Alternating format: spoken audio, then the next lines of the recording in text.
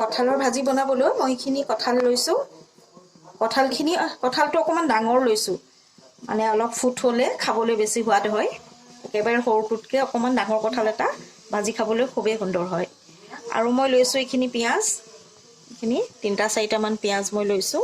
এইখিনি আদা নহৰু পেষ্ট, এইখিনি আদা পেষ্ট, এইখিনি নহৰু পেষ্ট, কেইখিলামান তেজপাতা, আৰু মই লৈছোঁ এইখিনিতে কেঁচা জিৰা আৰু পাঁচফোৰণ, আৰু কেইটামান আজোৱান মই এনেকৈ পটাত বটি লৈছোঁ।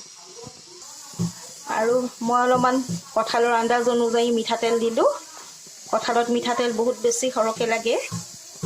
আৰু এতিয়া মই তেলখিনি গৰম হৈ গ'ল, আৰু মই অলপমান গোটা জিৰা কেইটামান মই এনেকৈ ফুটাই ল'লোঁ, আৰু 2টা শুকান জলকীয়া এনেকৈ দিলোঁ।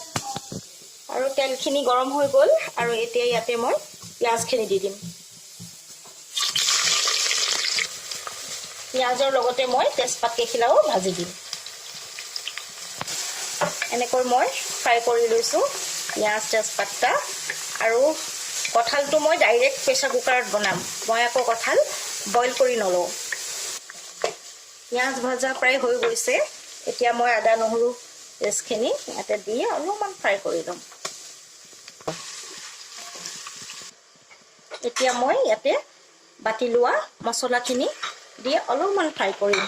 আপোনালোকে কঁঠালত সদায় কেঁচা মছলা ব্যৱহাৰ কৰিব, কেঁচা মছলাৰ সোৱাদটো অতি সুন্দৰ কৰি আনে।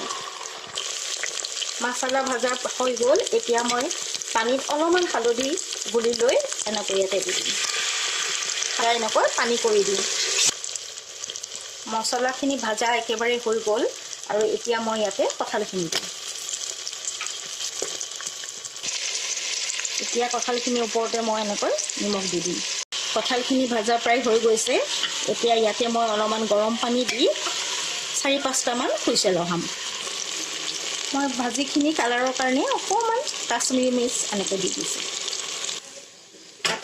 কঁঠালখিনি এনেকৈ মই মিডিয়াম টু ল' ফ্লেমত এনেকৈ ভাজি আছিলোঁ অলপ দেৰি, দেখিছেনে? বা কি যে সুগন্ধ, খাওঁ খাওঁ লাগিছে দেই।